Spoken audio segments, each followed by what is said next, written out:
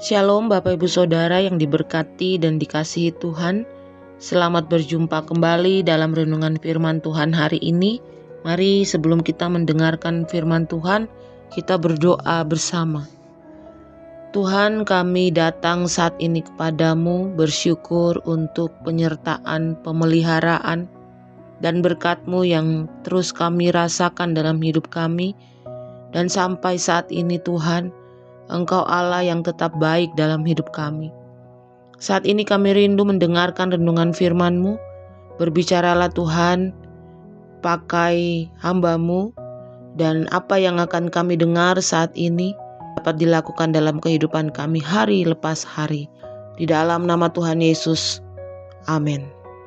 Renungan firman Tuhan hari ini, takut akan Tuhan memiliki penguasaan diri.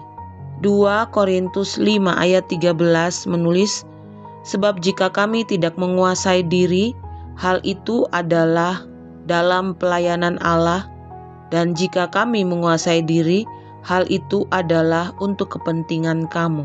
Amin. Bapak Ibu Saudara yang dikasihi Tuhan, perwujudan lain dari orang yang takut akan Tuhan adalah memiliki penguasaan diri. Sebuah kapal besar yang berada di laut lepas pasti dikendalikan oleh kemudi. Kemudi adalah bagian yang kecil dari sebuah kapal.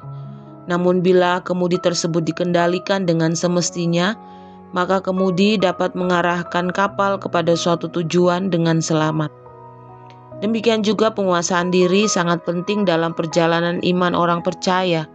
Penguasaan diri bisa diartikan kemampuan untuk menahan dan menguasai diri sendiri dari segala keinginan yang berlawanan dalam kehendak Tuhan. Sebagai manusia, kita memiliki kecenderungan kehilangan kontrol diri. Lalu bagaimana kita bisa menguasai diri kita? Kita bisa menguasai diri jika mau tunduk kepada pimpinan Roh Kudus. Kita bisa menguasai diri jika ada Roh Kudus di dalam hati kita, karena penguasaan diri adalah salah satu dari 9 buah roh, tercatat di dalam Galatia. Roh Kudus akan memberi kita kekuatan dan kemampuan untuk bisa menguasai diri, menguasai emosi, mengendalikan pikiran, perasaan, dan tindakan kita. Dalam 1 Petrus 4 ayat 7b dikatakan, karena itu kuasailah dirimu dan jadilah tenang, supaya kamu dapat berdoa.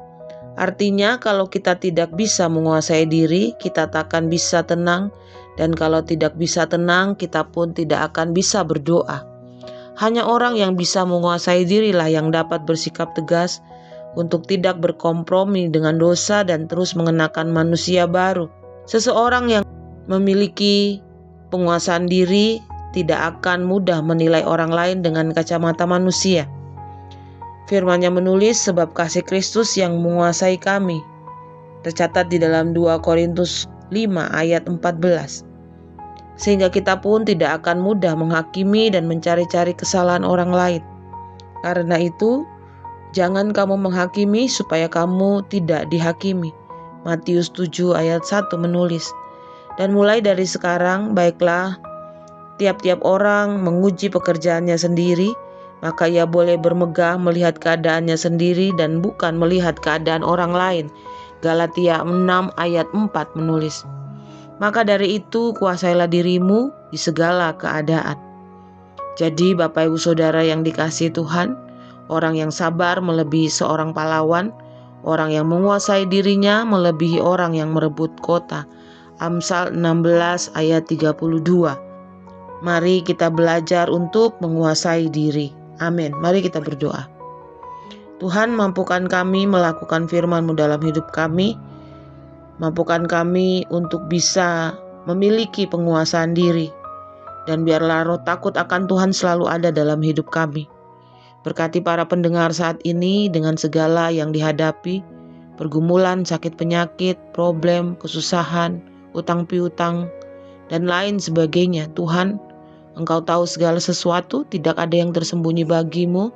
Engkau sanggup menolong di dalam nama Yesus. Mujizat-Mu terjadi untuk para pendengar saat ini. Terpujilah nama-Mu Tuhan, di dalam nama-Mu kami berdoa, haleluya, amin. Selamat beraktivitas sepanjang hari ini. Tuhan Yesus memberkati kita semua dengan limpah. Amin.